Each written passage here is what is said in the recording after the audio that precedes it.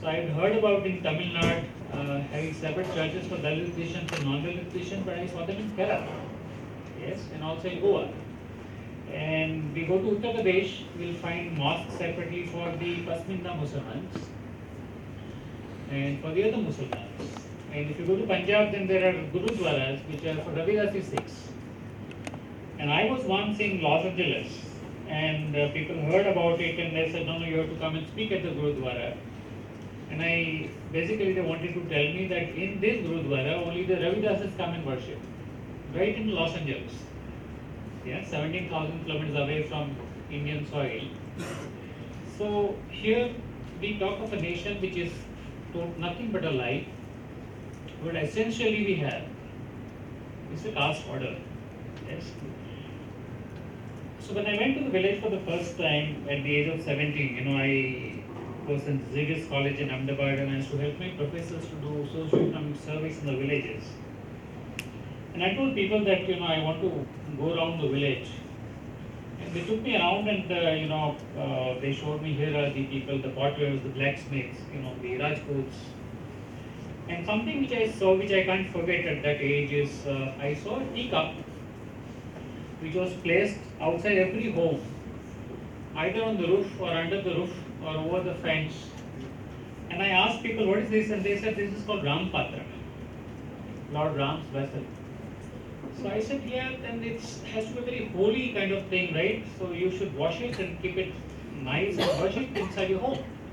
और नहीं मैडम भी आप समझ नहीं रहे हो, प्लीज समझाइए क्या है. नहीं, we are Dalits. So when we come to this to the Rajputs for labor or for asking money, they are very nice people. They'll ask, अच्छा चाय पियोगे? हाँ पिएंगे. अच्छा वो राम पात्र तुम्हारे लेके आओ जरा. So I have to remove that Ram Patra from there, keep it on the land, they'll pour tea from above, then water I wash it, put it back for my brothers and sisters. Well, I saw it for the first time at the age of 17, and then I came to the so-called Dalit locality. I am saying so-called, I'll come to it later. And I was supposed to have lunch there, and then I saw the same teacups there. Totally baffled at the age of 17, I said, wait. You told me that the so-called dominant caste or the upper caste they keep for the Dalits, right? Now, what are these cups doing here? You might think we are Dalits, but we are the higher ones. So when these scavengers come, we can't serve tea to them in the same cups, right? Well, the lesson that I learned at the age of 17 is that caste is not a problem of Dalits. Everybody in India has a caste. And basically it has 4 questions. Who am I and who I am not? Who are my people and who are not my people? Yes. That's what we call nation. The only exception which I saw is the tribals. So when I went to work with the tribals in with the refugees from Pakistan in the deserts of Kutch, or in the South Gujarat, on the border of Maharashtra, they are not part of the caste system. Yes. But today it's a different story, because most of the people who are landless, for their survival they migrate, and then they come to the so-called the caste areas, and there they wonder, who are we? So for the first time they get a choice. For other people there's no choice, you're born into a caste, but here they have got a choice to decide, and they said, we are not the Dalits, we are the Upperwala. We are the above ones. Yes. Okay, so this is India. In the most modern context, what we say nation is, when I say that we are not nation. So right now Gujarat has this beautiful vibrant summit going on. Yes, so if you travel from the airport to Gandhinagar, they have covered up the entire slum areas from with the green net. That people who come from other nations, they should not see the poor. So that's not my nation, right? My nation is what you can see, what I want you to see. That's my nation. Yes. So I think when we're talking of the nation, I think we must think and put our hands on the reality that what is that in our mind when we talk nation. Okay. So when I was in the village, I saw that what was happening between these lines of division in the village. Right? When was the line being crossed? Yes. And I saw that only on 4 occasions the lines were crossed. Okay. A person who was an untouchable was never allowed to go the other side. But the other side invariably came this side to the untouchable locality on 4 occasions. Yes. Sometimes they never crossed the line, they would stand there and physically address. Yes. Number one, when they wanted labor. That I want people to work in my farm at the middle of the night, because cheap labor. Number 2, when there was an animal which was dead and one has to discard that animal. That was the second time. The third was when there were customary services required. So in the villages, when, for example, if somebody is getting married, then it is called a good omen. Yes, and that message will be communicated by the Brahmin only. But when somebody has died, it's called bad omen.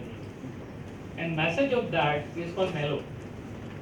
And that has to be delivered only by a person who is supposed to be considered to be untouchable. So that person will go from village to village saying, so and so died in that village, and then spread a piece of cloth and everybody will either throw some grain or money to it, right? And the fourth thing when the people came in was actually one they wanted women. Because that is where, the caste breaks when it comes to women. Women are not untouchable, right? And let me speak now of the another dimension of the nation. Yeah? And this is where I come to the women. So I was in a village and I was supposed to live there for 3 days every week. And my professor, who was a political scientist, had taught me that in the village, Martin, when you are there, you will keep your ears open, you will keep your eyes open, but you will keep your mouth shut. So I was not supposed to say a word, only listen, So that's why I'm a very wise man today, Well, I was in this one village, and there were 40 families of Dalits, and they were very happy, and they said, Martin, God, very nice that you're going to stay with us. You are free to go anywhere, talk to anybody, but don't talk to those 2 women. And they showed me those 2 women there, Dalit women. I said, why? They are a shame to our community. They are a blot to our community. हमारा इज्जत खत्म कर दिया है. Married, बच्चे हैं. They are with those 2 Rajputs having relationship. And I saw with my own eyes also that the 2 Rajput men came in the locality. Sometimes the husbands were there, and the husband will say, okay, आप बैठो, मैं खेत में जाके आता हूँ. Would leave the woman alone. They will go inside the house, close the door. I should be very angry, but can't do anything because my professor said, you don't open your mouth. I said, I'm getting very angry. He said, okay, write your diary. So my diaries were like into piles. Well, there was one man that I was hated the most of the 2 Rajputs because he was a Dalit locality, and there was a road and there was a banyan tree near the pond, and he would sit there at 8 in the morning watching every woman coming from there from up to down. That was his only job. Well, little later in another village, it's a long story, I can't say right now, but 4 of my colleagues were shot dead. That's the reason I started Navsarjan. And I just left the village a few hours back. But here in this village, when people heard that our people have been shot dead, they called these 2 Rajput men and the families and said, henceforth you will never come into our locality. Yes, and they stopped for some time. A month later, one man came, was trying to go to the woman's house in the evening, and the youth stopped him and said, look, we have warned you, don't go there. He went back, came back at 11, tried to come from the back door, from the back side. People stopped him again. Look, we have told you again. He came at 2 at night, slipped under the thorn between the two lanes of home, went on the roof, removed the tiles, went inside. The youth cornered him they went up, blocked his way, they stood at the door, challenged the man, and when he tried to run away, they hit him so hard with the daria, he was cut from here to here. Well, he died. It was a murder case. The investigating officer was a Dalit officer, good friend. Once he invited me for lunch, and then he said, "Would you like to read this statement of the woman in whose house this murder has happened?" And I said, "No, I know everything. I've been in the village. I know everything."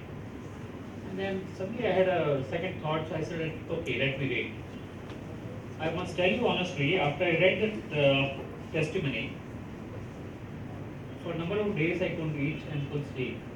The tremendous guilt that took over me. This was the testimony of the woman. At the age of 17, I married and came to this village and had dreams of setting up a good family. All my dreams were shattered on the second day when I went to get fodder for my buffalo. This Rajput man came, forced me on the ground and raped me. With every energy I had, I fought him back, but I was helpless. I spat on his face, but I was raped. I was angry, so I ran all the way. I didn't even collect my chappals. I threw my sickle, I came home. And I called my husband, my father-in-law, my neighbor, and all the men of the community. They were sitting in a circle. And I told them what happened to me. And said, "What should we do?" All the men lowered their eyes and they started scratching the floor. So I decided that instead of living with these cowards, I will go and live with that man. So I'm having a relation with that man for the last 20 years. In nation, what we say that the democracy, जो भी बोलता है ना लोकशाही में, वो सच्चा होता है. Here the population, everybody told me that I should not speak to those women, right? I learned from experience that the people who don't speak, they form a different nation in our country, and that is the women. Yes, and unless they speak up, we really don't know what's happening in society. Well, two more points. Anyway, difficult to conclude, after working for 40 years. But okay. When there is a disturbance in society that's happening, yes. So we heard about Vemela, but I'm not surprised because I have seen children dying and committing suicide in the primary schools in the Gujarat villages because of the caste harassments by the teachers. Yes. Navsarjan has done one of the biggest census on untouchability. It's on our website. You should read the report called Understanding Untouchability. 1,589 villages and 98,000 respondents. We have examined 98 forms of discrimination. Yes. Let me give you only 3 findings. In 90% of the villages, Dalits, though they practice Hinduism, they cannot enter the temples. In 54% of the government schools, Dalit children are seated separately during the midday meal. And in 64% of the villages, Dalits who are elected either as the panchayat members or the sarpanch, either they don't have a chair to sit, while everybody sitting on the chair, they'll be sitting on the floor. Yes? Or the water cups are separate for them. Yeah. Well, when we did all this, when we published the report, our Prime Minister thinks I'm anti-national.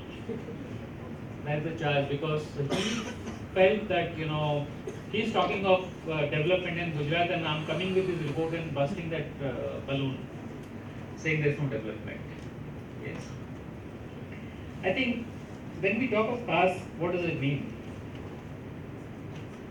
To me, caste are 5 essential things. One, there's a name. Why I'm saying a name? is that when I went to the villages, I saw funny names or names which I had never heard before. Uh, Dalit Basti names: Gando, mad guy; Kacharo, which is waste; Punjo, which is also waste; Gelo, stupid. Why? Go back to Manusmriti and you'll see how to name your children by caste. How Brahmin should name the children, how the Kshatriyas should name the children, how the Vaishyas should do, how the Shudras should do. And that's what we have, right? So no matter we have constitution in place and 70 years of independence, yes, the country is not ruled by constitution, it is ruled by caste. And that's why you have the parallel kind of system which is cutting across, deciding who here. The second thing is, women, that there's a woman in a caste. I spoke about the women, but I saw with a lot of pain that the Dalit women faced sexual exploitation when they were in the daytime by the so-called the dominant caste, but at night sometimes by their own father-in-laws. Yes. And it's not within Dalits also. So you go back to Jyotiba Phule and see that about 4,000 women were committing suicide, the Brahmin widows in Maharashtra alone. Because after they become widows, they were getting pregnant. And because they could explain to society how it happened, because it happened within the family, right? They were not allowed to go out. The only option for them was to either kill the children, the newborn babies, or to kill themselves, right? So that's across caste, yes. The third thing is the structural poverty. So if you look at the statistics all over the country, the most poor will be the scheduled caste, the scheduled tribes. Yes. Why? Because we had before independence law in this country, like in Punjab, that if you are a Shudra, you had no right to property. So even if you had money, you could not buy property. That was the law. Yes. In the British era. Yes. And that's why you go to Punjab, you have a green revolution there, but all the scheduled castes are landless, and therefore you go to London at the Heathrow airport, you will find all the Punjabi Dalit Sikhs cleaning the toilets at the Heathrow airport. The landlessness question must be studied very carefully. I can't go in detail right now because of the time constraint. And last point, I think I'm left with maybe 1 minute or so. And is so I had to face this question myself. So when I was born, my grandparents had converted to Christianity. Yes. So, but when I went to work in the farm along with my grandmother, because I came from a very poor family, I was a child labor myself. So, they used to pour water in my cupped hands, right? I was too young to understand then. But I realized that, to build a nation, yes, a nation in India cannot be built with caste intact. We have to remove this caste, and that's why for Ambedkar, the last sentence of his life was, of his mission was annihilation of caste. Yes. So today, I redefine Dalit, who a Dalit is after working for 40 years. I call Dalits. Dalits are those people who believe in equality. Dalits are those who practice equality. And Dalits are those who protest inequality. Thank you so much.